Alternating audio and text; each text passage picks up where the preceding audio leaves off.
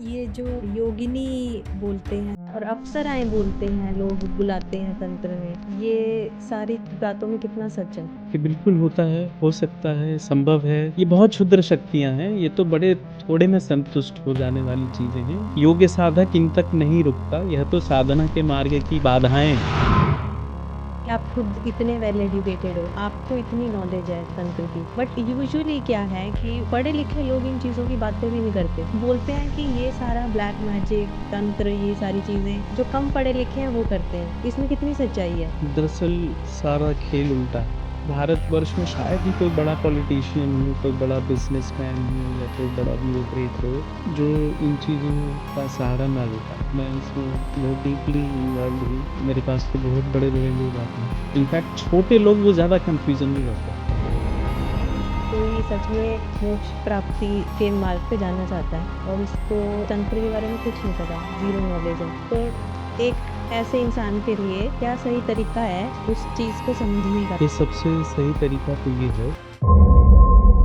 Normal routine में क्या होता है कि बोलते हैं कुछ रिश्तेदार ही अपने रिश्तेदारों पे ब्लैक मैजिक करवा देते हैं, काला जादू। अब जो इनोसेंट वाले हैं वो अपने आप को कैसे प्रोटेक्ट करके रखें? हमारे रिश्तेदार इतने सक्षम कब से हो गए यार? तंत्र मंत्र कराने लग गए।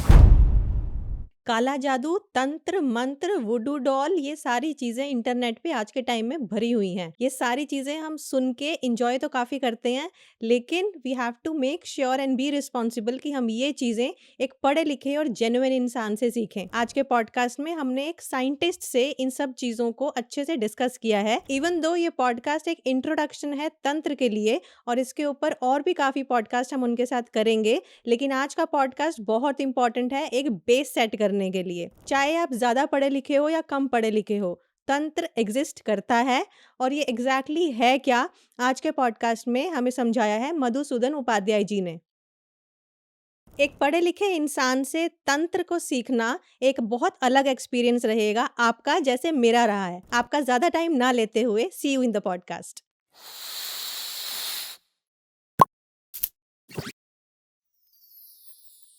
Sir thank you so much आने के लिए फिर से। आज का पॉडकास्ट हमारा तंत्र पे है और ये पॉडकास्ट एक बहुत वेल एजुकेटेड पर्सन के थ्रू अब आएगा तंत्र पे।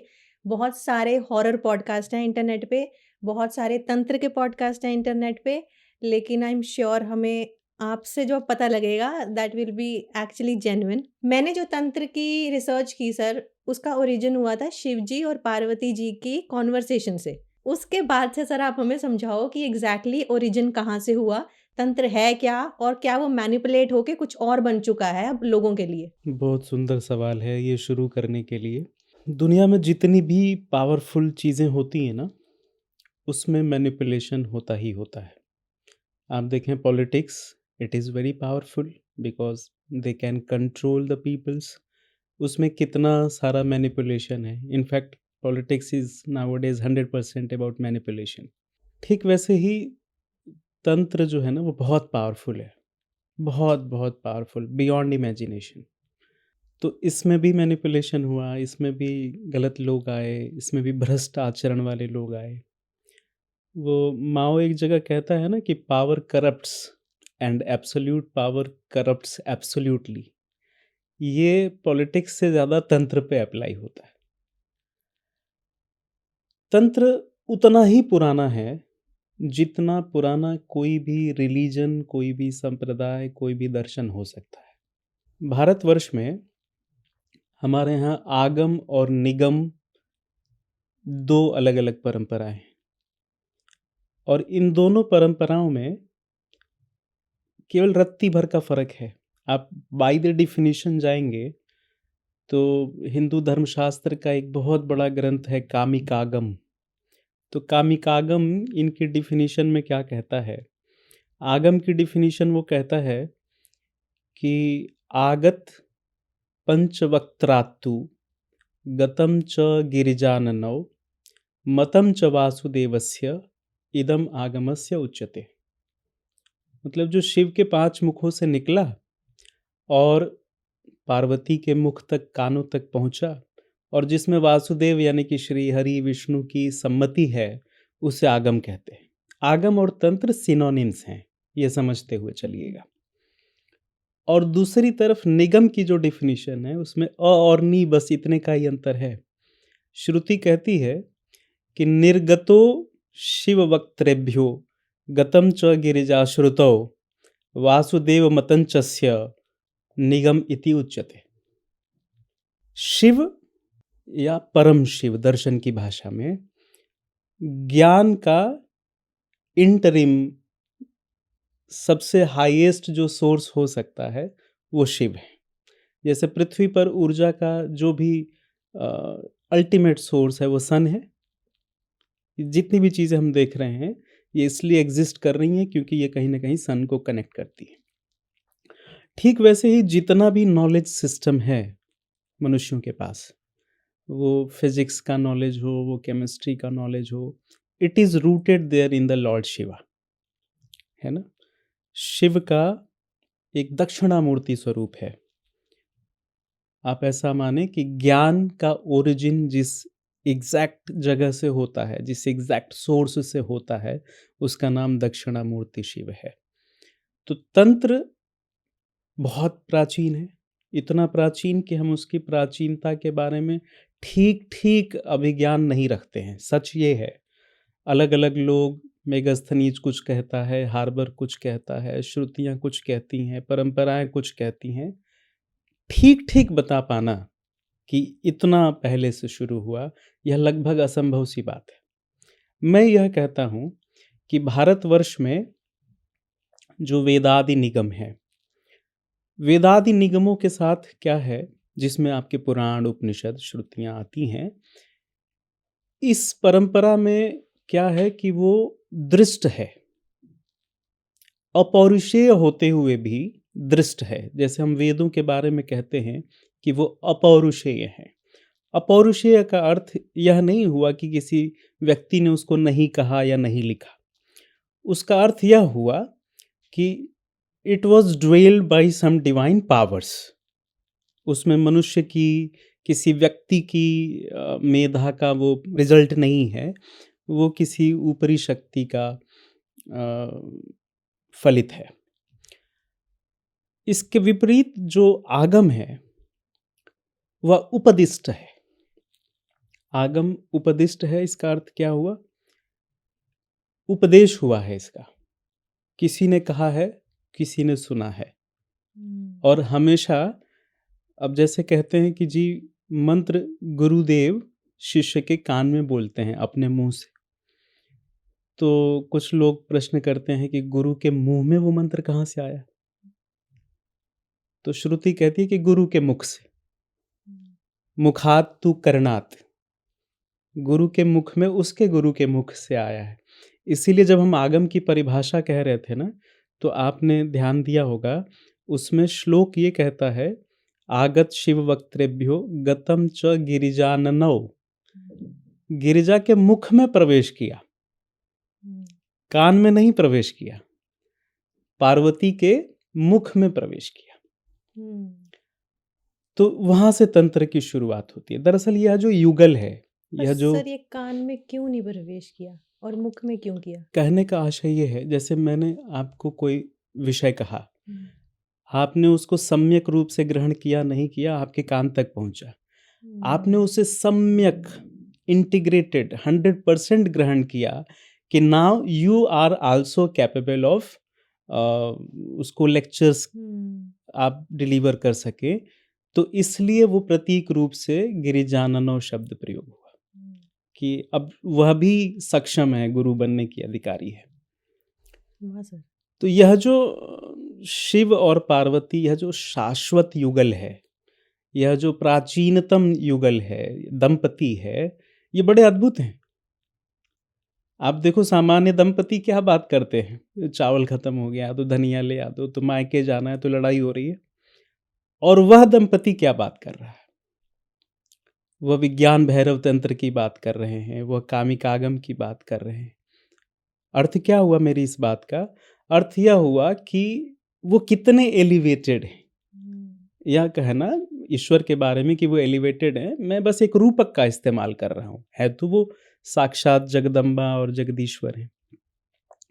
तो वहां से तंत्र की शुरुआत हुई है। आपने जो दूसरा प्रश्न किया कि तंत्र का जो स्वरूप है, जिस तरह से हम उसका अवगाहन करते हैं, लोग उसको देखते हैं। कोई भी सिद्धांत जब वो लंबे समय तक रह लेता है, तो उसमें तमाम तरह की अशुद्धियाँ, दोष घुल-मिल जाते हैं, है ना? तो जो विषय इतना प्राचीन है, तो उसमें स्वाभाविक है कि बहुत सी अशुद्धियाँ, बहुत से आवेश, बहुत से दोष आए होंगे, मल उत्पन्न हुए होंगे।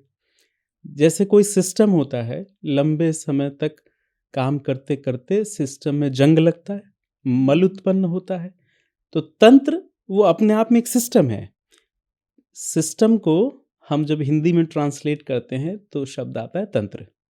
यह सिस्टम जो फिजिक्स वाला सिस्टम है ओह! या अच्छा साइंस जी। वाला जो सिस्टम है, जैसे हम कहते हैं नर्वस सिस्टम, हुँ। तंत्रिका तंत्र, डाइजेस्टिव सिस्टम, पाचन तंत्र, तो यह तंत्र उससे भी कोरिलेट करता है, एक सिस्टम है। हुँ। अब वो सिस्टम एक स्टडी सिस्टम तो है ही, वो साथ में साथ एक लिविंग सिस्टम भी है। कैसे? श्रुति कहती है कि तंत्र की परिभाषा क्या होनी चाहिए? एक तन्यते और एक त्रयणाति, इन 2 अक्षर समूहों से यह शब्द बना है। तन्यते का अर्थ विस्तार करना, किसी भी चीज़ को पूरा-पूरा जान लेना, किसी भी चीज़ का बहुत एक्सपेंशन, एक अर्थ ये हुआ। और दूसरा त्रयणाति, त्रयणीति, इसका अर्थ यह हुआ रक्षा करना। तो तंत्र का अर्थ क्या हो गया? मनुष्य की चेतना का विस्तार करना और मनुष्य की इस विस्तृत चेतना की रक्षा करना। तंत्र का वास्तविक अभिधान यही है, हुँ। चेतना का विस्तार और उस चेतना के विस्तार की रक्षा करना। हुँ। परंतु होता क्या है, जैसे हम किसी व्यक्ति को उसके गुणों के कारण कम जानते हैं, उसमें एक आध कोई खोट, हुँ। तो उसका ज़्यादा प्रचार हो जाता है। तंत्र को लेकर के इसकी जो आलोचना है कि सामान्यतः तांत्रिक या तंत्र के बारे में लोग ऐसी दृष्टि रखते हैं कि मनुष्य का खोपड़ी रखा होगा, वहाँ नींबू कटे हुए होंगे, हुँ। सिंदूर बिखरा हुआ होगा, खून निकल रहा होगा, बलि दी जा रही होगी। तंत्र में यह सब है, लेकिन यह कुल तंत्र का 1% से भी छोटा हिस्सा है। हुँ। अब इस तंत्र को अगर थोड़ा विस्तृत करें, तो इसके 7 लक्षण माने जाते हैं। तांत्रिक आचार्यों ने प्रथम लक्षण तंत्र का कहा सृष्टि। सृष्टि मतलब सृजन, क्रिएशन। जैसे आप पॉडकास्ट कर रहे हैं, कुछ क्रिएट करने की कोशिश कर रहे हैं, भीतर एक छटपटाहट है, एक रचनात्मकता है, उसको सामने लाने की कोशिश कर रहे हैं। कोई चित्रकार है, पेंटिंग बना रहा है, वह क्या कर रहा है? सृजन कर रहा है। हम मनुष्यों के व्यवहार को देखिए, ह्यूमन साइकोलॉजी को देखिए, हमारे भीतर सृजन को लेकर के कितनी छटपटाहट है। हम नौकरियों के लिए कितनी प्रतियोगिता कर रहे हैं, विवाह के लिए कितना कंपटीशन है, योग्य पति पत्नी पा लेने के लिए कितना कंपटीशन है। इसके मूल में वही क्रिएटिविटी है, रचना करने की जो चाहत है, जो इच्छा है, वही है। हुँ। दूसरा लक्षण तंत्र का है प्रत्यय। कुछ एक ग्रंथ प्रलय भी कहते हैं, मूल ग्रंथ, वास्तविक ग्रंथ प्रत्यय कहते हैं। रचना हो गई, घर बन गया, अब हमें इसको थोड़ा-सा डेकोरेट करना है, थोड़ा-सा सजाना है, थोड़ा खूबसूरत लगे, सुंदर लगे। तो तंत्र में जैसे हमने कहा कि ये तन्यते, विस्तार की तरफ जाता है, और एक फ्रेज़ कहता है ना कि God lies in the small things, हुँ। है ना? तो जब हम तन्यते, विस्तार करते हैं, जैसे विज्ञान से मैं आपको एक इसका उदाहरण दूँ।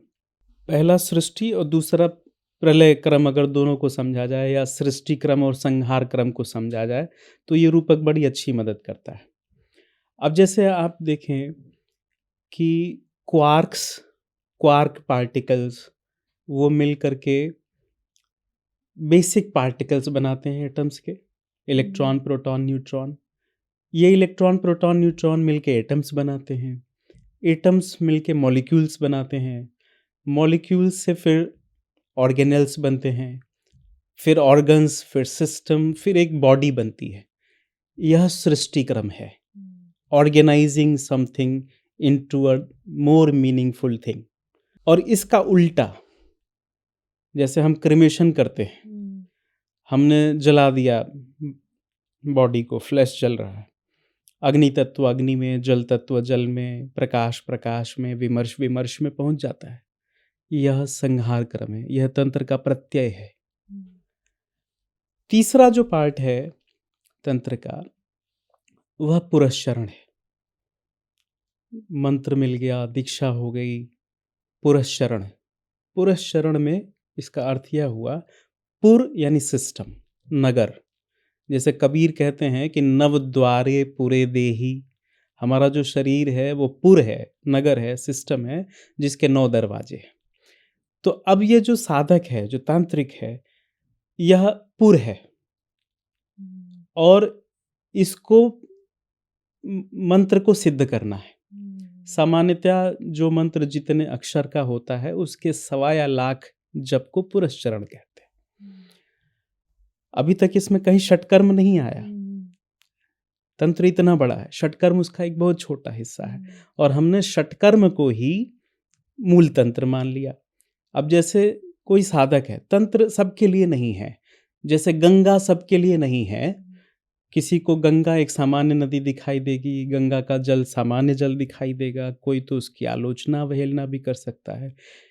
गंगा सिद्धों के लिए बहती है, वैसे ही तंत्र जो सच में देवी सायुज्य पाना चाहते हैं, ऐसे साधकों के लिए ऋषियों ने इसको उत्पन्न किया, शिव ने उत्पन्न किया।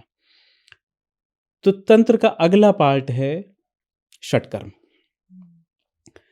षटकर्म में मारण, मोहन, वशीकरण, विद्वेषण, सम्मोहन, उच्चाटन, ये सब आते हैं। और लोगों ने केवल इतने मात्र को ही तंत्र मान लिया। एक साधक है, उसकी साधना में विघ्न ना आए। मनुष्य हैं, हमारे शत्रु स्वाभाविक हैं, उसकी साधना समुचित चलती रहे, तो वो गुरु आज्ञा से उन मंत्रों के प्रयोग से, जिन मंत्रों को उसने जीवन में बरता है, सालों साल जिन मंत्रों को जपा है, वह सक्षम होता है करने में, है ना। और आजकल आप देखें समाज में क्या चल रहा है, हर दूसरे आदमी को कोई बोल देता है आपके ऊपर तो तंत्र हो गया है। सच ये है कि जिन लोगों को सच में आता है ये करना, वो आप करोड़ों रुपया देंगे ना, तो भी वो मारण मोहन सम्मोहन आपके लिए नहीं करेंगे। क्यों नहीं करेंगे, इसका एक रहस्य मैं बताता हूं आपको। जैसे मैंने किसी की गोली मार करके हत्या कर दी, मैं इनसेन था, इम्पल्सिव बिहेवियर, कोई गुस्सा आ गया, कोई क्रोध आ गया, इसकी तो फिर भी क्षमा है। लेकिन एक मांत्रिक जिसने जन्मों जन्म तपस्या की है, मंत्र सिद्ध किया है, वह जानते समझते किसी को मंत्र से मार दे, इस कर्म फल का दंड जन्मों जन्म तक चलेगा। और सम्मोहन तो उससे भी बड़ी बात है, आपने किसी की प्रज्ञा का ही हरण कर लिया। मैं यहाँ सामान्य से बैठे हुए एक व्यक्ति को सम्मोहित कर लूं और उसके जीवन के साथ खेल जाऊं, ये कितने बड़े कर्म बंधनों का निर्माण करेगा। ठीक है, कोई बड़ा तांत्रिक है, हो सकता है कि वो ग्रही परिधि और कर्म बंधनों से कुछ कुछ मुक्त हो, परंतु यह कर्म करते ही ना वो उसका पतन हो जाएगा। इसीलिए जो वास्तव में इसके जानकार हैं, वो ना तो इसका बहुत प्रदर्शन करते हैं और ना चंद रुपयों या थोड़ी सी प्रसिद्धि के लिए ऐसे प्रयोग करेंगे। सर, मैं यहाँ पे आपसे एक चीज़ पूछना चाहती हूँ, क्योंकि मैं कुछ रिसर्च करके आई थी। कुछ ऐसे पूरे चैनल्स हैं हॉरर पॉडकास्ट के करके, जहाँ पे लोग आके ऐसे बोलते हैं, मेरे पास करण पिशाचिनी है, मेरे पास ये है, मेरे पास योगिनी है, ये है, वो है। तो क्या वो सब झूठ है?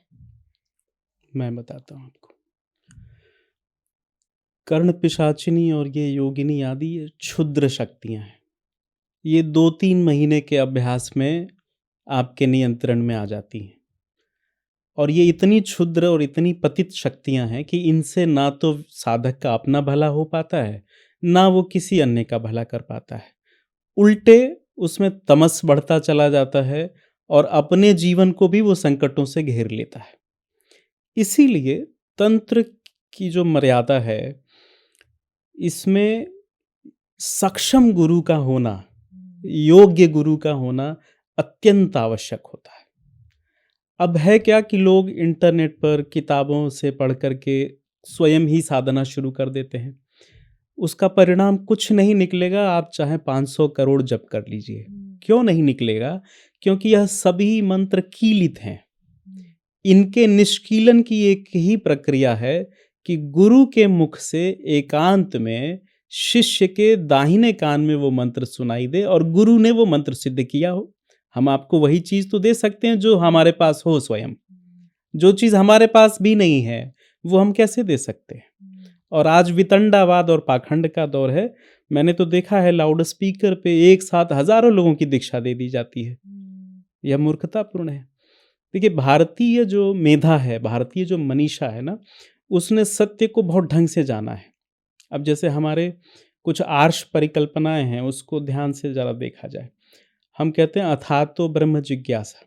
भारत में जन्म लेने वाला हिंदू वो ब्रह्म की जिज्ञासा करता है, वो ईश्वर को जानने का प्रयास करता है। तो ऋषि ने कहा कि इसका अगला स्टेप जो इससे भी जरूरी है, ब्रह्म को जानने से पहले अथातो धर्म जिज्ञासा, आपको धर्म को जानना पड़ेगा। फिर कहते हैं कि धर्म को जानने से भी पहले आपको शक्ति को जानना पड़ेगा, अथातो शक्ति जिज्ञासा। फिर कहते हैं कि शक्ति उसी के भीतर प्रवेश कर सकती है जिसके पास भक्ति लायक मन हो। तो कहते हैं अथातो भक्ति व्याख्यास्यामः। और भक्ति किसके पास आएगी? जिसकी दीक्षा होगी।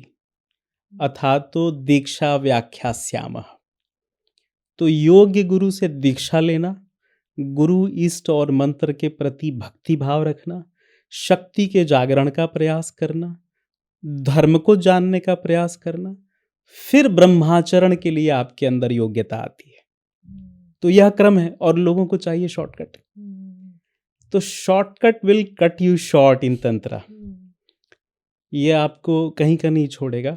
इसीलिए प्राचीन समय में लोगों ने इसको गुप्त रखा।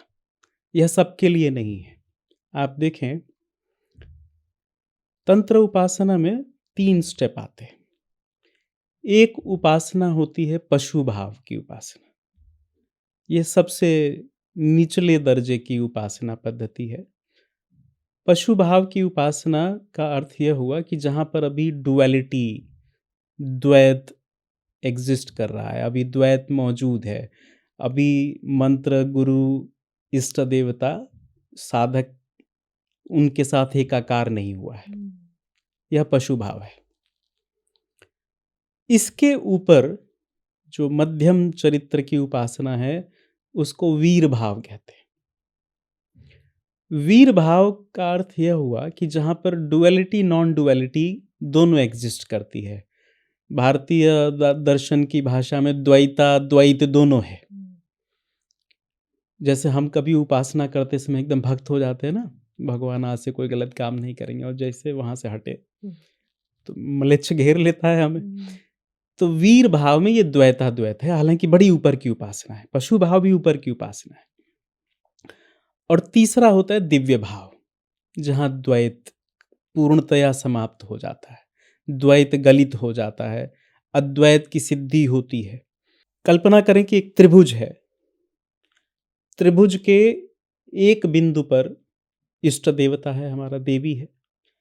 त्रिभुज के दूसरे बिंदु पर मंत्र है। त्रिभुज के तीसरे बिंदु पर साधक है और बीच में गुरु है। जब ये गुरु, साधक, मंत्र और देवता यह चारों एकाकार हो जाते हैं तो दिव्य भाव की सिद्धि होती है। यह दिव्य तांत्रिक उपासना है। मैंने देखा कुछ लोग इंटरनेट पर या किताबें लिख करके तंत्र की बड़ी आलोचना करते हैं। उनकी दृष्टि में खोट है। उनकी दृष्टि बड़ी व्यापक नहीं है, तो उनको लगता है कि भारत के लोगों ने कोई शॉर्टकट फार्मूला अपनाया। हुँ। पिछली शताब्दी तक, सन 2000 के आसपास तक तो लोग जब साइकोसोमैटिक डिसऑर्डर्स को नहीं समझते थे, तो वो ये कहते थे, "ये क्या फ्रॉड बात है कि मंत्र से कोई ठीक कैसे हो जाएगा?" और अब हम जान गए हैं, अब तो इतने ज़्यादा साइकोसोमैटिक डिसऑर्डर का ज़ोर आ गया कि हर दूसरा आदमी डायबिटिक है, हाइपरटेंसिव है या थायरॉइड की समस्या से जूझ रहा है। उसका कोई फिज़िकल कारण नहीं है, वो दिमाग में उत्पन्न होती हैं, मन में उत्पन्न होती हैं पहले। हुँ। तो यह जो काय चिकित्सा है या जो सोमा थेरेपी है, हुँ। अब लोगों को लगने लगा कि तंत्र मंत्र से यह संभव है। ऐसे जैसे-जैसे हम थोड़े और एडवांस होने लगेंगे ना, तो हमें पता चलेगा कि बहुतायत चीज़ों का एग्ज़िस्टेंस है, शब्दावली अलग-अलग हो सकती है। समझने का, देखने का दृष्टि अलग-अलग हो सकता है। जैसे जो व्यक्ति तंत्र का विद्यार्थी नहीं है, तो उसको लगेगा कि तंत्र का मतलब कि गुड़िया ले आया, उसके कान में सुई डाल दिया, तो अगला दर्द से चीखने लगेगा। वूडू जैसा कोई चीज़ हुँ। है तंत्र, नहीं। यह वूडू वगैरह सब इसी तंत्र से निकले हैं, लेकिन वो इसका बहुत छोटा हिस्सा है। तो यह तंत्र के विस्तार के बारे में सर हमने आपने बात। 4 बताए एस्पेक्ट, हुँ। आप और बता रहे थे। हाँ, जैसे सनातन धर्म ना, उसके 3 लक्षण हैं या आप कहें कि 3 उद्देश्य हैं। पहला उद्देश्य है अभ्युदय। अभ्युदय का आज की शब्दावली में ऐसा समझें कि ओवरऑल ग्रोथ, ठीक है? दूसरा लक्षण, दूसरा स्टेप धर्म का आरोहण, एलिवेशन होना चाहिए। स्टेप बाय स्टेप हमें ऊपर बढ़ना है, आरोहण कहते हैं असेंडिंग अप। हुँ। और तीसरा निःश्रेयस। निःश्रेयस सामान्य अर्थों में नो क्रेडिट। हुँ। नो क्रेडिट मतलब मैंने ये काम कर दिया, ये काम अच्छा हुआ, मुझे इसका श्रेय नहीं चाहिए। जैसे आप भगवान राम को देखिए, निःश्रेयस देखना हो तो भगवान राम के जीवन में देखिए। वो जब अपने भाइयों के साथ खेलते हैं ना, तो जीतते-जीतते अंत में स्वयं हार जाते हैं। हुँ। बड़े-बड़े युद्ध लड़ते हैं, ताड़का, सुबाहु, मारीच, खरदूषण, रावण, और जब युद्ध जीत जाते हैं, तो वो कभी भरत को श्रेय दे देते हैं, कभी हनुमान को श्रेय देते हैं, कभी सुग्रीव को श्रेय देते हैं, कभी विभीषण को श्रेय देते हैं। हुँ। खुद अपने पास कोई क्रेडिट नहीं रखते हैं। हुँ। जो निःश्रेयस है, वास्तव में वही निर्वाण है, वही मोक्ष है। यही 3 लक्षण तंत्र के भी हैं। तंत्र भी इन्हीं 3 सीढ़ियों से होकर के चलता है। अभ्युदय, आरोहण और निःश्रेयस। ओवरऑल ग्रोथ होनी चाहिए, बिना किसी को हर्ट किए। एलिवेशन होना चाहिए। एलिवेशन किसका? चित्त का, मन का, बुद्धि का। अब आप देखें कि ये एलिवेशन कितना महत्वपूर्ण है कि हमारे देश का जो सबसे महत्वपूर्ण मंत्र है, जिसे आप गायत्री मंत्र कहते हैं, धियो यो नः प्रचोदयात्। पूरा मंत्र पॉडकास्ट पर नहीं बोलना चाहिए, इसलिए नहीं बोल रहा हूँ। वो मंत्र में हम देवता से क्या मांगते हैं? सुंदर बुद्धि मांगते हैं। उस मंत्र में कोई धन दौलत सोना चांदी मुरादें पूरी कर दे गायत्री में, ऐसा नहीं मांगते। हुँ। हम मांगते हैं धियो यो नः प्रचोदयात्, हमारी बुद्धि ठीक मार्ग में लगी रहे। अब देवता क्या करते हैं? श्रुति कहती है न देवा दंडम रक्षाय। जब देवता आप पर कृपा करेंगे ना, तो ऐसा नहीं कि वो आपके बगल में त्रिशूल लेके खड़ा हो जाए, आओ देखें कौन क्या करता है। आपकी बुद्धि को उत्तम बना देंगे। हुँ। और जब देवता अपनी कृपा हटा लेते हैं, तो मैंने स्वयं अपनी आँखों से देखा है कि मरने वाला आदमी वो खाने को माँगता है जो डॉक्टर ने मना किया है। हुँ। वो बोलता है जो उसे नहीं बोलना चाहिए। जैसे जिनके नाश होने वाले होते हैं ना, वो लोग अपने को ही कोसने लगते हैं, मैंने देखा है। हुँ। तो एलिवेशन, आरोहण यह बहुत आवश्यक है और निःश्रेयस। सर एक यहाँ पे चित्त का एलिवेशन, ये हुँ, चीज़ आपने पहले भी बताई। तो चित्त के एलिवेशन के लिए ना कुंडलिनी जागृत करना एक सिनोनिम बोलते हैं। हुँ। तो क्या कुंडलिनी जागृत होना तंत्र से होता है? कि भारत में जितनी भी धार्मिक परंपराएँ हैं, उन सब का एक उद्देश्य कहीं न कहीं कुंडलिनी जागरण है। हुँ। जैसे संगीत के जो 7 स्वर होते हैं सा, रे, गा, मा, पा, हुँ, यह 7 चक्रों से जुड़े हुए हैं। हुँ, रामायण में 7 कांड हैं, हुँ, यह उन 7 चक्रों से भी जुड़े हुए हैं और यह जो 7 लक्षण हम अभी बता रहे थे ना आगम हुँ, के, वो इन 7 लक्षणों से भी जुड़े हुए हैं। हुँ, भागवत 7 दिन, हुँ, आपने वो कथा पढ़ी होगी कि गोकर्ण ने अपने भाई जो प्रेत हो गया था, उसकी मुक्ति के लिए भागवत कराया हुँ, और एक-एक दिन भागवत होती थी तो एक-एक पोर वो बाँस का फट जाता था जिस बाँस में वो प्रेत निवास कर रहा था। हुँ, अब ये क्या है एक-एक पोर का फटना? एक-एक चक्र का जागरण है। आप तीज व्रत की कथा सुनी होगी हुँ, आपने, हुँ, अभी सावन में लोग करते हैं। पार्वती जब शिव से मिलने के लिए जा रही होती हैं ना, तो उनको रास्ते में जो-जो अनुभव होते हैं, कहीं पर्वत मिलते हैं, कहीं बादलों की गड़गड़ाहट, कहीं जानवरों के स्वर, ये सब सप्त चक्रों के जागरण की ही कथा है। हुँ, हम तीर्थ करते हैं, हम व्रत करते हैं, यह क्या है? मल को हटाने का उपक्रम है। हुँ, जितना मल हटा रहेगा, उतना ही चक्रों के जागरण की संभावना ज़्यादा रहेगी। तो तंत्र में यस, ये चक्र जागरण को सपोर्ट करता है, उस तरीके को चुनता है, वो एक रास्ता है इसका। हुँ, परंतु ये बहुत लंबी प्रक्रिया है। ये जो रातों-रात एक नया बिज़नेस चल गया है कि आप आओ, मैं 12 घंटे में चक्र जागरण करा दूँगा। यह सब कपोल कल्पित बाज़ारवादी मूर्खता है। लंबी साधना जिनको करनी हो, कितनी जिनको लंबी सर? अब देखो ये अपने पूर्व जन्मों इंडिविजुअल के संस्कार, है ना? गुरु कितना क्षमतावान है, हमारी स्वयं की श्रद्धा कितनी है। जैसे कि कोई पब्लिक सर्विस कमीशन का एग्ज़ाम 1 साल में निकाल लेता है, हुँ, कोई 5 साल लगाता है। हाँ, लेकिन कोई रातों-रात नहीं निकाल सकता। हुँ, बिल्कुल कुछ वैसी बात है। कई बार जन्मों-जन्मों की साधना होती है, हमें पता नहीं होता है। तो कुंडलिनी जागरण इसका विषय है। भारत में जब आप उपासना करने बैठते हैं, हमारे यहाँ जितने भी संप्रदाय हैं, उन सभी में न्यास होता है। तो जब न्यास हम करते हैं, न्यास क्या होता है सर? न्यास का अर्थ हुआ सामान्य उसमें एस्टेब्लिशमेंट, हुँ, कोऑर्डिनेशन। हम अपने शरीर के ही महत्वपूर्ण स्थानों पर अलग-अलग देवता को स्थान देते हैं।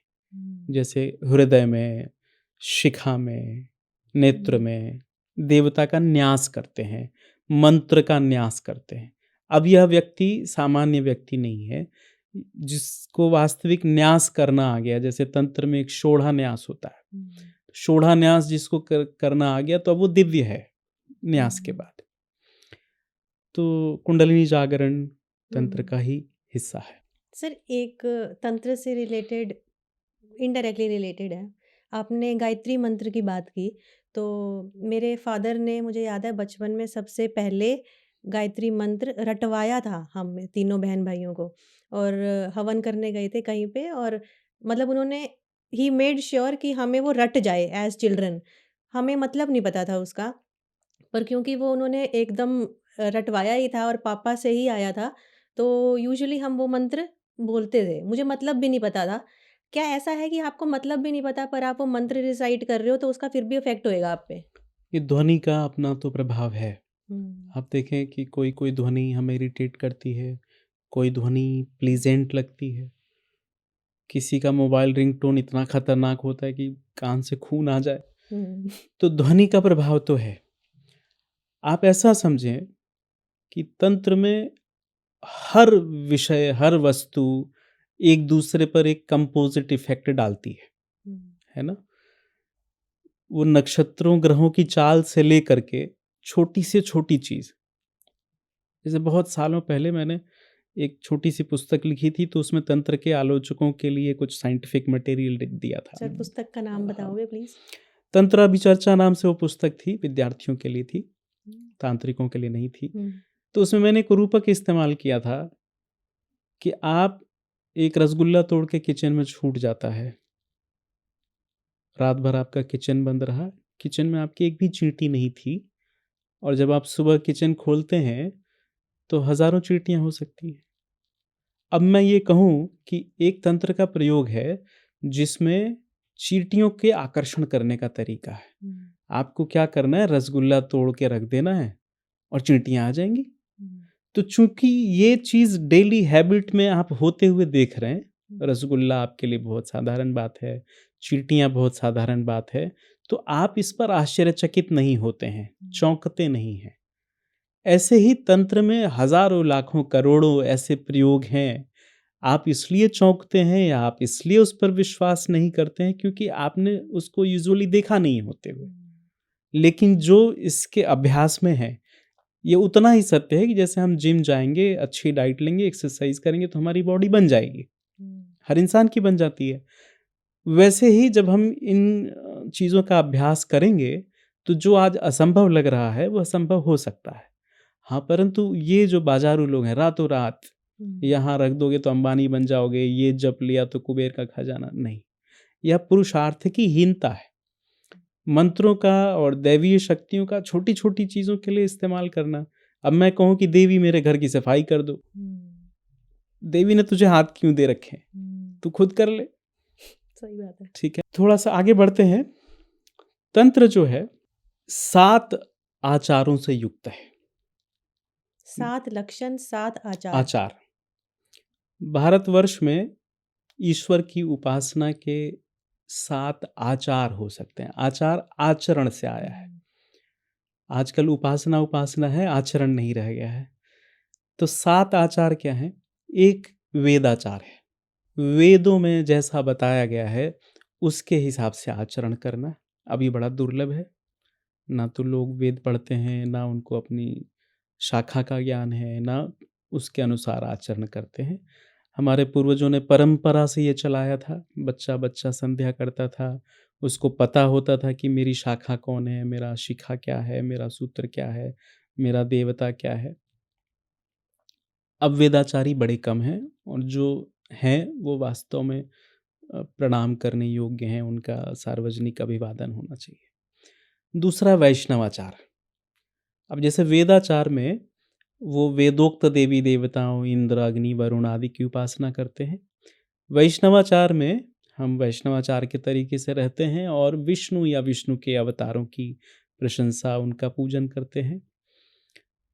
तीसरा शैवाचार है, जिनको आप शैवाइट कहते हैं आज की भाषा में। तो ये शिव को परम ब्रह्म मान करके तदनुसार आचरण करते हैं, ये शैवाचारी लोग हैं। उसके बाद नंबर आता है कौलाचारियों का। इनकी संख्या और कम है और वास्तविक कौल तो और भी कम है। वास्तविक कौल अपने आप को बताएगा ही नहीं कि वो कौल है। और उसके जीवन में कौल का अर्थ ये हुआ कि संसार में कोई भी चीज़ अशुभ नहीं है, कोई अयोग्य नहीं है और हर चीज़ की एक वैल्यू है। सिद्धांताचार होते हैं, शाक्ताचार वाले होते हैं। यह सातों आचरण में कहीं न कहीं तंत्र आपको दिखाई देगा। वैष्णवागम, वो वैष्णवों का तंत्र है। जैनागम, जैनों का तंत्र है।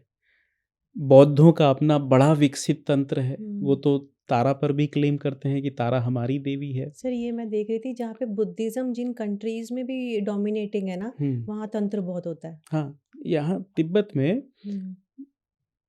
शिंता, दाओ, बान 3 अलग-अलग तरह के तंत्र सिस्टम हैं। और ये तीनों में जब आप जाएँगे, शिंता, दाओ, बान, तो ये भारत की जो महायान बौद्धों की शाखा है, उससे तो जुड़ती ही जुड़ती है। 80-90% मटेरियल आपको उनको हिंदू आइकोनोग्राफी के मिलेंगे। और तंत्र ऐसा नहीं कि केवल जो भारत में जन्मे धर्म हैं, उन्हीं में ही दिखाई देगा, बाहर भी दिखाई देता है। हाँ, उसका नाम उन्होंने कुछ अलग रख रखा है।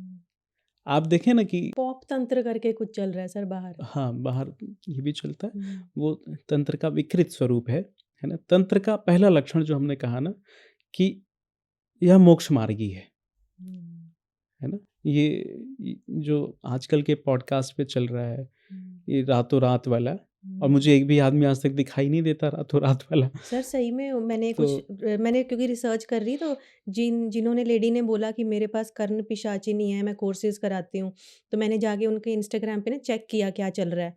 15 दिन में कुंडलिनी जागृत, इतने रुपए का कोर्स। मतलब मैं हैरान हो गई थी देख के। ओशो से किसी ने पूछा कि लोग मेरे पास आते हैं कि महाराज मेरा कुंडलिनी जागरण करना है। ओशो ने कहा देख कर तो मैं दूंगा लेकिन अगले पल तू चिल्लाएगा कि अब इसको सुला दो। ये सबके लिए नहीं है, not hmm. Everyone's cup of T. Sir मैंने ना जीडी बख्शी सर का एक पॉडकास्ट जब फर्स्ट पॉडकास्ट उनका किया था, तो उन्होंने मुझे बताया था कि उनकी कुंडली जागृत कैसे हुई कि वो ना एक पेड़ के नीचे बैठे थे और मधुमक्खियों का छत्ता था वहाँ पे और वहाँ बूम ऐसे करके आवाज़ें आ रही थी। तो कहते मैं ध्यान कर रहा था एज़ यूजुअल जैसे मैं करता था और अचानक जैसे ही मैं उस पेड़ के नीचे बैठा और उस एरिया में बैठ के मैंने ध्यान लगाया और मुझे रियलाइज़ हुआ कि अब कुछ हुआ है। कहते मैं इतना खुश था, इधर-उधर मैं गया, लोगों से मिला, अपने गुरु को ढूँढ रहा था और उनको पूछने लगा। कहता इतने में मैं बस शांत हो गई। तो ये एक रियल एक्सपीरियंस है जो हाँ, किसी ने मुझे इसको बताया है। इसको कुंडलिनी जागरण नहीं कहेंगे। हुँ। इसे क्षणिक अ, अनुभव जो है वो जो जागृत लोग हैं, अवेयर लोग हैं, उनको होते रहते हैं। जीडी बख्शी जी जागृत व्यक्ति हैं, अवेयर हैं, मैं जानता हूँ उनको, मैं मिला भी हूँ। हुँ। लेकिन यह कुंडलिनी जागरण नहीं है। हुँ, हुँ, हुँ। कुंडलिनी जागरण अकेले में नहीं होता है, हो ही नहीं सकता।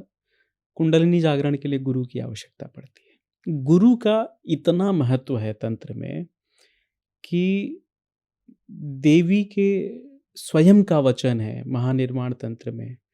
वो साधक के लिए कहते हैं गुरुवर्थे प्राण धारणम। साधक कैसा हो जिसने गुरु के ही निमित्त प्राण धारण किया है, ऐसा मन में आ जाए जिसके, वह शिष्य हो सकता है। और गुरु की इतनी महिमा और ऐसा गुरु मिले तब तो कुछ हो तंत्र में। हुँ। अन्यथा तो वाग विलास है, कुछ भी बोलते रहिए, कुछ भी करते रहिए, दिखाते रहिए। और एक लक्षण और मैं आपको बताऊं, जो वास्तव में तंत्र के जानकार हैं ना, वह कभी भी एट एनी कॉस्ट, किसी भी कीमत पर, वो अपने गुरु का नाम, अपना जन्म नक्षत्र, अपने संप्रदाय का नाम और अपने इष्ट का नाम पब्लिकली रिवील नहीं करेंगे। हुँ। क्यों? तंत्र कहता है गोपनीयम प्रयत्नेन स्वयोनिरिव पार्वती। सदाशिव जब पार्वती को उपदेश कर रहे हैं, पार्वती जैसा योग्य शिष्य उनको उपदेश कर रहे हैं, तो वो कह रहे हैं कि इसको बहुत गोपनीय रखना। कैसे गोपनीय रखना? जैसे स्त्री अपने लज्जा की रक्षा करती है, उतना गोपनीय रखना। और इधर तुमने क्या किया, पीछे देवता का फोटो लगा लिया, हुँ। पॉडकास्ट पे मंत्र पढ़ रहे हो। पूजा में उनका वेश नहीं दिखाई देगा पूरा, हुँ। लेकिन जब चैनल पे आएंगे, जब टीवी पे आएंगे, तो सारा वेश धारण करके आएंगे। हुँ। यह पाखंड है, यह छद्माचरण है, यह तंत्र नहीं है। सर ये जो योगिनी बोलते हैं और अप्सराएँ बोलते हैं, लोग बुलाते हैं तंत्र में, ये सारी बातों में कितना सच है? कि बिल्कुल होता है, हो सकता है, संभव है। ये बहुत क्षुद्र शक्तियाँ हैं, ये तो बड़े थोड़े में संतुष्ट हो जाने वाली चीज़ें हैं। हुँ। योग्य साधक इन तक नहीं रुकता, यह तो साधना के मार्ग की बाधाएँ हैं, है ना? ये अप्सरा, ये योगिनियाँ, हुँ। ये सुंदरियाँ, ये जो हैं, ये साधन के मार्ग की बाधाएँ हैं। पहले लोग इसलिए भी इनका प्रयोग करते थे, किसी को क्षणिक लाभ या कोई प्रत्याशा, या कई बार तो सिर्फ प्रभाव उत्पन्न कर लेने और प्रदर्शित कर लेने के लिए भी किया जाता था। यह तंत्र इनका बड़ा सम्मान नहीं करता है। ये हुँ। बहुत नीचे की शक्तियाँ हैं।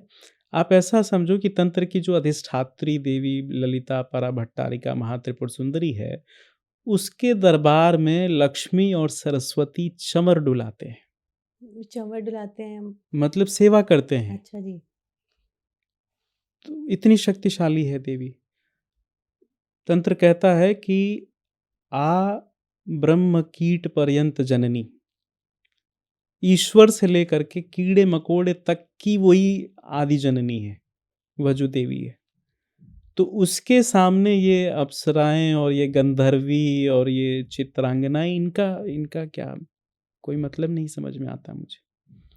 सर एक बहुत क्यूरियस और एकदम नेचुरल क्वेश्चन ये आया है मुझे कि आप खुद इतने वेल एजुकेटेड हो, आपको इतनी नॉलेज है तंत्र की, बट यूजुअली क्या है कि पढ़े लिखे लोग इन चीज़ों की बातें भी नहीं करते। और बोलते हैं कि ये सारा ब्लैक मैजिक, तंत्र, ये सारी चीज़ें जो कम पढ़े लिखे हैं वो करते हैं ज़्यादा और ध्यान भी वो ही देते हैं इन्हीं चीज़ों में। इसमें कितनी सच्चाई है? दरअसल सारा खेल उल्टा है। ओह! अच्छा जी। आप जिनको मान रहे हैं कि बहुत बड़े लोग वो इनका सहारा नहीं लेते हैं या इनमें विश्वास नहीं करते हैं, उल्टा है। बल्कि मुझे लगता है कि वो लोग जानबूझ के नीचे फ़िल्टर करके ऐसी चीज़ें भेजते हैं कि ये सब सच नहीं है, ज्योतिष नहीं होता है, तंत्र नहीं होता है और वो इनका खूब इस्तेमाल करते हैं। अभी जो करंट सिनेरियो है ना भारतवर्ष में शायद ही कोई बड़ा पॉलिटिशियन हो, कोई बड़ा बिज़नेसमैन हो या कोई बड़ा ब्यूरोक्रेट हो, जो इन चीज़ों का सहारा ना लेता हो। मतलब मैं इसमें बहुत डीपली इन्वॉल्व्ड हूँ। मेरे पास तो बहुत बड़े-बड़े लोग आते हैं। इनफैक्ट छोटे लोग वो ज़्यादा कन्फ्यूज़न में रहते हैं। हुँ। आप तो इकोनॉमी आपने पढ़ा है, आप देखेंगे कि जो नीचे का 90% क्राउड है, हुँ, उसको पता ही नहीं होता है कि एक्चुअली सच है क्या, हो क्या रहा है। हुँ, वो तो बस जिए जा रहे हैं, जिए जा रहे हुँ, हैं। जैसे-जैसे अवेयरनेस बढ़ती है ना, आप देखेंगे कि धन के को लेकर के जिनके पास अवेयरनेस है, उनके पास धन है। हुँ, स्वास्थ्य को लेकर के जिनके पास प्रज्ञा है, कौशल है, उनके पास स्वास्थ्य है। जिनके पास कुटुंब को लेकर के वैसी बुद्धि है, उनके पास कुटुंब का सुख है। हुँ, तो इट्स ऑल अबाउट कि आप कितने अवेयर हैं। अब जैसे तंत्र को लेकर के अगर आपकी अवेयरनेस सिर्फ़ इतनी ही है कि कोई काला जादू होता है, कोई वुडू होता है, हुँ, कोई मारण होता है, तो आप तंत्र से कोसों दूर हैं। हुँ, वास्तविक जो तंत्र है, वह तो ब्रह्म को जानने की इच्छा और उस इच्छा की क्रिया और उस क्रिया को पालन करने वाली शक्ति और इन तीनों को जानना है। हुँ, वह जो त्रिगुणात्मिका, त्रिगुणातीता शक्ति है, जो संपूर्ण शक्तियों की अधिष्ठात्री है, उसको जानने का प्रयास करना यह तंत्र है। जैसे 10 महाविद्याओं का कॉन्सेप्ट आता है हमारे हुँ, यहाँ। वेदों में 10 विद्याएँ हैं, मधु विद्या, उद्गीत विद्या, कौंडिन्य विद्या आदि। तंत्र की जो 10 महाविद्याएँ हैं, यह 10 दिशाओं और 10 स्कूल ऑफ थॉट्स को रिप्रेज़ेंट करती हैं। हुँ, मुझे ये लगता है कि कई बार हमारे जो ऋषि थे, उन्होंने ये ठीक ही किया कि तंत्र की वास्तविकता तक लोग ना पहुँचे, सब ना पहुँच जाएँ, हुँ, तो इसलिए छोटी-मोटी चीज़ों में उलझ के रह जाएँ। कोई परी बुला रहा है, कोई अप्सरा बुला रहा है, क्योंकि जो दुनिया की सबसे बेहतरीन चीज़ें होती हैं, वो सबके लिए तो नहीं हो सकती ना। हुँ, तो ये ठीक है कि ऐसे लोग यहीं नीचे उलझ करके रह जाते हैं। हुँ। सर, अगर कोई सच में मोक्ष प्राप्ति के मार्ग पे जाना चाहता है और उसको तंत्र के बारे में कुछ नहीं पता, ज़ीरो नॉलेज है। अब क्योंकि मुझे आपसे कुछ बातें पता लगी हैं, तो एक ऐसे इंसान के लिए क्या सही तरीका है उस चीज़ को समझने का सही तरीके से? ये सबसे सही तरीका तो ये है कि हमारी अपनी पात्रता इतनी विकसित हो जाए कि गुरु हमें खोज ले, हुँ, कोई गुरु हमें खोज ले। क्योंकि शिष्य लोग कहते हैं कि मैं गुरु खोज रहा हूँ, मुझे गुरु चाहिए। हुँ, कई लोग तो बड़े व्याकुल रहते हैं, रात को 2:30 बजे उठ के फ़ोन करते हैं, हुँ, गुरु चाहिए। हमारी इतनी बुद्धि कहाँ कि हम गुरु को पहचान लें। यह तो कोई सिद्ध गुरु जो एनलाइटेंड है ऑलरेडी, जो कम से कम आपसे कई गुना बेहतर है, वो परख सकता है कि आपके भीतर शिष्यत्व और उस शिष्यत्व को पराकाष्ठा तक ले जाने की कितनी क्षमता है। हुँ, तो सर्वश्रेष्ठ तरीका तो ये है कि गुरु ने चुन लिया शिष्य को। जैसे मैं आपको एक घटना बताऊँ, दतिया स्वामी हाईकोर्ट कोलकाता के एक जज को शिष्य बनाने के लिए इतने व्याकुल थे कि उन जैसा सिद्ध महापुरुष न जाने कितने जजों से लाइजनिंग करवाया कि इसको किसी तरह लेकर के आओ मेरे पास। क्यों सर? ऐसा क्या था उनको पता लगा उनके बारे में? जैसे हम बीज जब बोने जाते हैं ना, तो सबसे उपजाऊ खेत का चयन करते हैं या खेत को उपजाऊ बनाने का प्रयास करते हैं। बंजर में तो नहीं बीज बोएँगे ना। हुँ, तो जो योग्य गुरु होता है, जो सिद्ध गुरु होता है, वो उर्वरता को शिष्य के मन की, उसके मानस की उर्वरता को पहचानता है। अब जैसे आपने अगर पिछले जन्मों में जप तप दान यज्ञ तीर्थ आदि कर्म किए हैं, तो इस जन्म में आपकी दीक्षा शीघ्र फलित हो जाए, अति फलदायिनी शुभ फलदायिनी हो जाए, इसकी गुंजाइश ज़्यादा बनेगी, हुँ। है ना? और सिद्ध गुरु समझता है, जैसे साधारण दुनिया में हम हज़ारों लाखों सुंदर लड़के लड़कियों से मिलते हैं, लेकिन कोई एक वो अपील नहीं करता और किसी एक से हम इतने अभिभूत हो जाते हैं कि हम उसे भूल नहीं पाते हैं। हुँ। वो शेर है कि मोहब्बत के लिए कुछ ख़ास दिल मखसूस होते हैं, ये वो नगमा है जो हर साज पे गाया नहीं जाता। तो जो सिद्ध गुरु है ना, वो अपना वाला नगमा किस साज पे गाना है, वो समझ जाता है। तो यह तो सर्वश्रेष्ठ प्रक्रिया हुई। दूसरी जो मध्यम प्रक्रिया है कि हम योग्य गुरु को ढूँढ लें, उनकी एक कृपा कटाक्ष, उनकी एक दृष्टि भी पड़ जाए। जैसे हमारे देश में तंत्र में शक्तिपात का एक सिद्धांत चलता है। शक्तिपात के कई तरीके हो सकते हैं। गुरु ने शब्द से शक्तिपात किया, मंत्र दे करके। कुछ गुरु ऐसे भी होते हैं कि उनकी दृष्टि भर पड़ जाए, तो भी हमारे व्यक्तित्व में बड़ा ट्रांसफॉर्मेशन हो जाता है। जैसे देवरहा बाबा, जैसे करपात्री जी महाराज, जैसे शंकराचार्य, हुँ। चंद्रशेखर जी महाभाग, अनेकों अनेक। दृष्टि जिस पर पड़ गई उसका कल्याण हो गया। हुँ। तो यह दूसरा मार्ग है। और एक तीसरा मार्ग है कि हम अपने कुल देवी से, अपने कुल देवता से लगातार प्रार्थना करें कि हे कुल देवी, चूँकि आप हमारे खून से जुड़ी हुई हैं, आप हमें योग्य गुरु दीजिए। हुँ। और इतनी छटपटाहट हो, जैसे स्वामी विवेकानंद रामकृष्ण के पास छटपटाहट के साथ पहुँचे थे, व्याकुलता के साथ पहुँचे थे, तो उनको दर्शन हुआ। रामकृष्ण परमहंस ने कोई टेस्ट नहीं लिया हुँ। कि जितने भी आध्यात्मिक कर्म है ना, इनमें व्याकुलता और धैर्य यह दोनों चाहिए।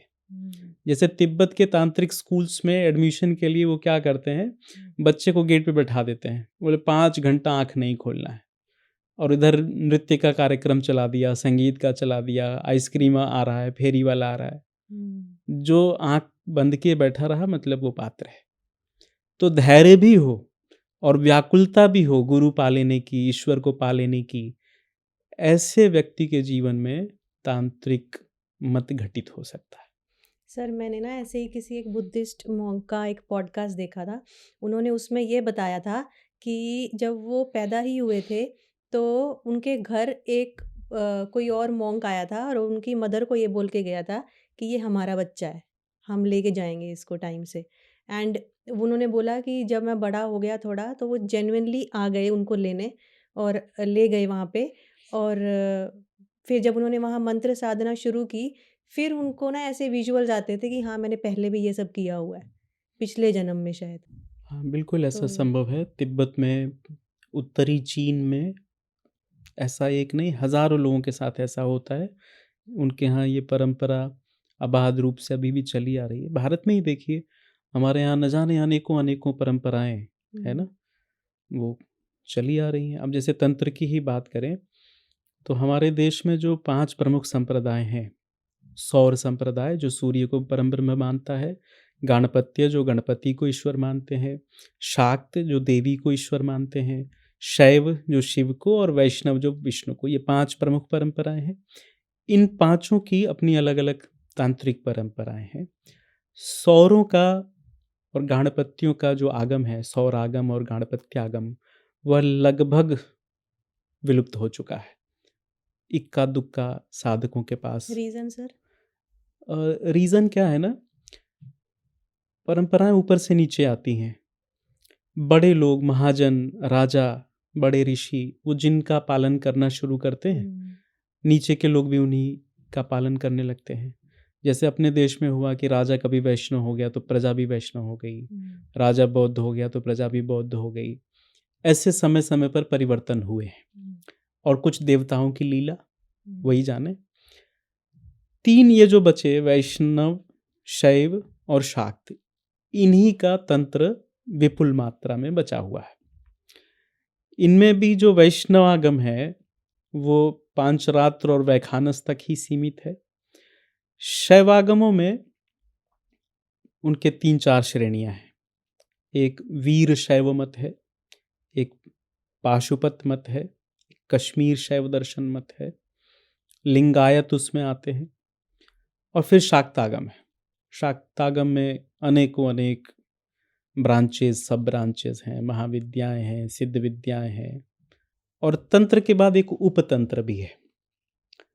तंत्र का मतलब कि ऐसा आगम जो शिव ने पार्वती को या पार्वती ने शिव को कहा, यह तो तंत्र हो गया। और उपतंत्र जहां पर परम ब्रह्म वक्ता ना हो करके कोई ऋषि वक्ता है, कोई ऋषि अपने शिष्यों से कह रहे हैं, तो ये उपतंत्र भी है। तो मतलब अब जो चल रहा है वो तो उपतंत्र ही नहीं है। नहीं, ऐसा नहीं। बहुत सारी तांत्रिक पद्धतियां अपने मूल स्वरूप में आज भी विराजमान है। तांत्रिकों ने एक अद्भुत प्रयोग किया इस देश में। उन्होंने कहा कि जी हम लिखेंगे नहीं। पुस्तकें आने के बाद भी, प्रिंटिंग की सुविधा आने के बाद भी तांत्रिकों ने लिखा नहीं। वो वाचिक परंपरा से ही चलाते रहे। आज भी तंत्र का 90% अलिखित है, और शिष्यों के पास है, साधकों के पास वो पूंजी मौजूद है, और वो कहते हैं कि लिखने में मिश्रण होने का, अशुद्धि आने का, दोष होने का ज्यादा चांस है। वाचिक परंपरा में जो तुमने याद किया उसमें क्या मिलाओगे। ये बात किसी ने वेदों के लिए भी हमें बोली थी कि क्योंकि ओरली वो इतने ज़्यादा ट्रांसलेट हुए थे, इसलिए उनको कोई डिस्ट्रॉय नहीं कर पाया बाकी चीज़ों की बजाय। आप देखें हमारे यहाँ आक्रांता आए, उन्होंने बख्तियारपुर से लेकर के कहाँ कहाँ तक किताबें जलाई, लेकिन हमारी मेधा थोड़ी जला दोगे। वेद फेंक देते थे, पुस्तकें फेंक देते थे, और ब्राह्मण हंसते वहां से चला जाता था, हमें याद है, फेंको। ठीक है, हालांकि फिर भी कुछ तो नुकसान किया ही इन लोगों ने, कुछ क्या बहुत नुकसान किया है। तो तंत्र में क्या है कि जानना, जिज्ञासा, यह ज्यादा महत्वपूर्ण है। हाँ, तंत्र एक बात यह कहता है कि यह जीवन, यह शरीर भी महत्वपूर्ण है। जैसे आप अन्य वेद आदि उसमें देखेंगे, हालांकि वेदों में भी शरीर की बड़ी प्रशंसा है, तो आत्मा के लिए ज्यादा हाँ, तो वो कहते हैं कि जी शरीर का क्या है, आज है कल खत्म हो जाएगा। और इसमें ये जो 12वीं-13वीं शताब्दी में भक्ति आंदोलन चला, इसका योगदान ज़्यादा है। जैसे कबीर कहते हैं कि यह तन कांचा कुंभ है, लिया फिरे था साथ, ढबका लागा फूट गया, कछु ना आया हाथ। आत्मा सत्य है, लेकिन शरीर भी महत्वपूर्ण है। हम मंत्र अभ्यास, जप तप दान यज्ञ तीर्थ आदि क्रियाएं शरीर रहते ही तो कर सकते हैं, मरने के बाद कैसे करेंगे। तो तंत्र क्या कहता है कि शरीर की भी रक्षा करो। और जो हम तंत्र के 7 प्रकार और आचरण बता रहे थे, उसमें एक तंत्र का आचरण योग है। इस योग में ध्यान भी आ जाता है, ज्योतिष भी आ जाता है, आयुर्वेद भी आ जाता है।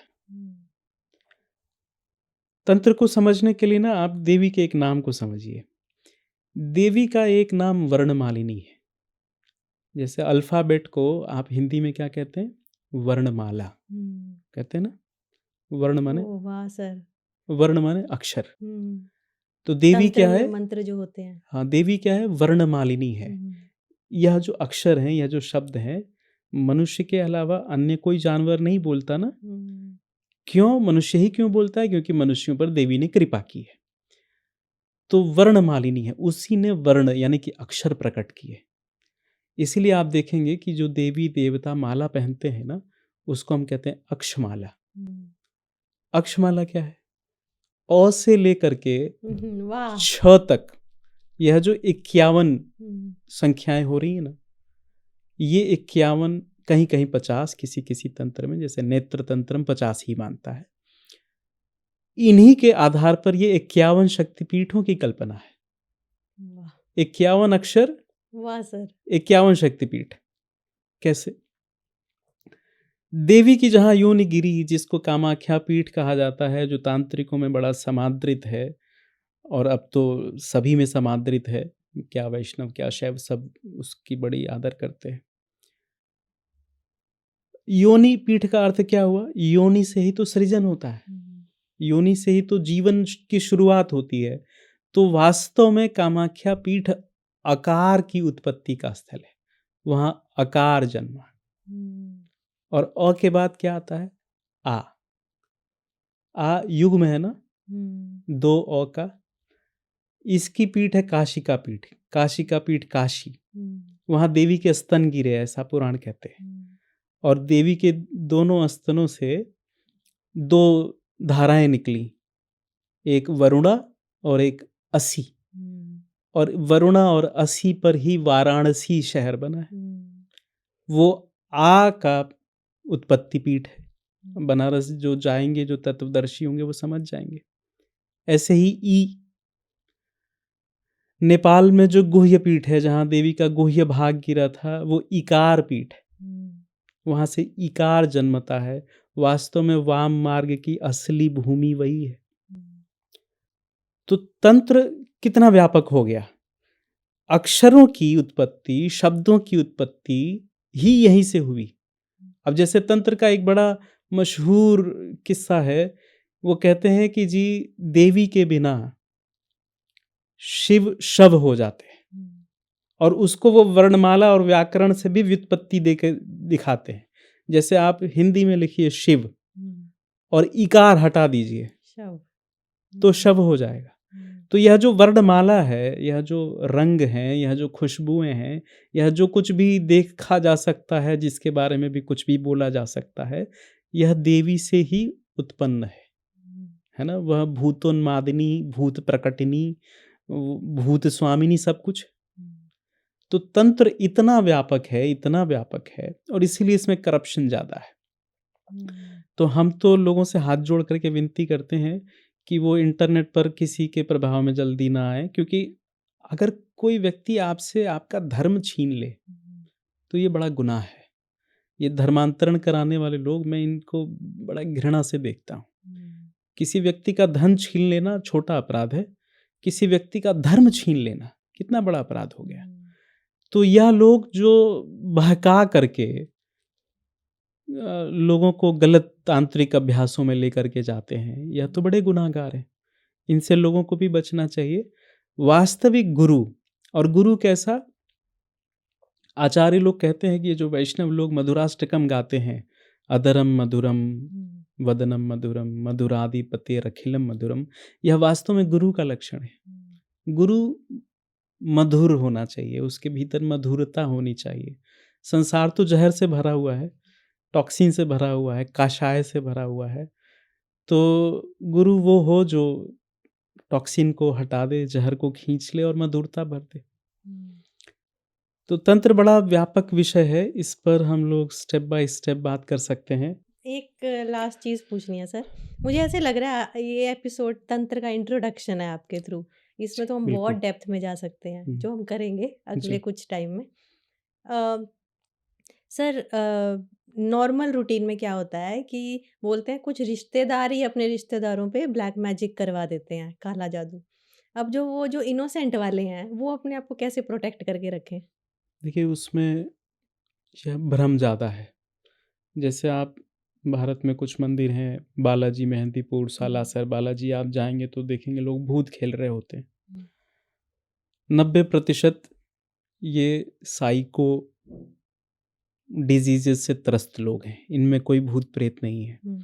जिनमें वास्तविक भूत प्रेत होते हैं, उनकी संख्या बहुत कम है।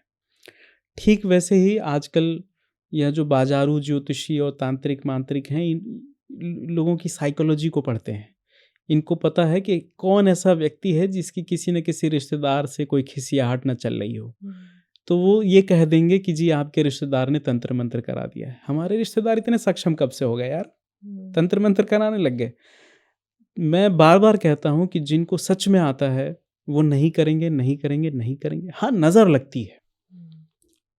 कोई खराब व्यक्ति आ गया, आप खाना बना रहे हैं, उस दिन खाना अच्छा नहीं बनेगा। आप बाहर से कोई बड़ी अच्छी चीज़ खरीद के ला रहे हैं, बहुत ताज़ी है, बड़ा फ्रेश है, बड़ा अच्छा है, किसी की नज़र पड़ गई, आप same recipe, same constitution, same ingredients follow कर रहे हैं, खराब हो गया। ये होता है। लेकिन हर दूसरे व्यक्ति को कह देना, और भारत में ही ये हुआ ज़्यादातर। एक तो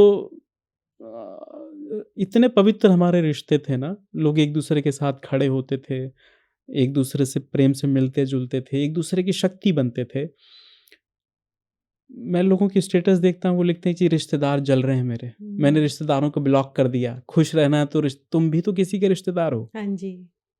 तो वो कहते हैं नहीं जी, हम तो क्यूट वाले रिश्तेदार हैं, वो जो है वो कांटे वाला रिश्तेदार है। ऐसा नहीं करना चाहिए। 100 में 90 केसेस ऐसे फेक हैं, होता है, तंत्र होता है, ब्लैक मैजिक होती है, यू नेम इट, वुडू, काली हाड़ा, जो कुछ भी नाम रखना है, ये सब होता है, लेकिन उतना नहीं जितना कि लोगों ने इसको बता तो रखा। सर जिनको 10% भी मानो जेन्युइन, हाँ, जिन पे कैसे है बच के रहे? उनको कवच का पाठ करना चाहिए, योग्य गुरु से सीख करके, समझ करके।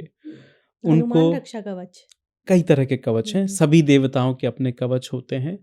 उनको घर का माहौल अच्छा रखना चाहिए। नकारात्मक शक्तियाँ वहाँ जल्दी प्रवेश पा जाती हैं जहाँ झगड़े का माहौल है, जहाँ खाने के वक़्त लड़ाइयाँ हो रही हैं, जहाँ पति-पत्नी में बोलचाल नहीं है, वहाँ ये नकारात्मक शक्तियाँ जल्दी प्रभावी हो जाती हैं।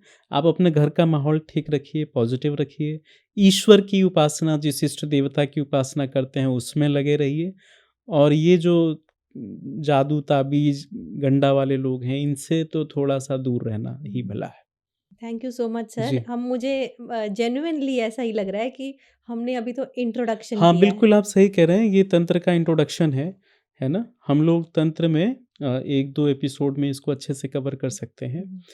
वास्तव में यह बहुत ज़रूरी है कि जब इस तरह के पॉडकास्ट का एक तरह से फ्लड आ गया है, विस्फोट हो गया है, कि जादू जैसा इसको इंट्रोड्यूस कर रहे हैं, इसको कोई रातों-रात कर देने वाली रेमेडीज़, तो ये बड़ा ज़रूरी है कि सही इन्फॉर्मेशन लोगों तक जाए। यहाँ लोग जन्मों-जन्म घिसते हैं, देवी की उपासना करते हैं, तो देवी की एक झलक मिलती है।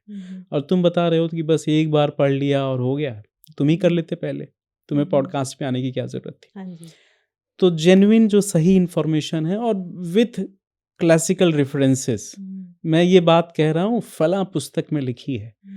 जो लोग खुद को ऐसे पोर्ट्रे करते हैं कि मेरे ऊपर तो देवी की बड़ी कृपा है साक्षात, और देवी का नाम लगा लें, बगलामुखी सेवक, बगलामुखी के हाँ जी। पुत्र, त्रिपुर सुंदरी के पुत्र, ईश्वर सदाशिव सद्योजात वामदेव की क्षमता नहीं है उस देवी से आंख मिला लेने की, और तुम ऐसा क्लेम कर रहे हो। तो हम लोग वो बात कहेंगे जो क्लासिकल रेफरेंसेस में लिखा हुआ है। ठीक है ना? लोग वेट करेंगे सर इससे नेक्स्ट पॉडकास्ट की। Thank you so thank you much. So much.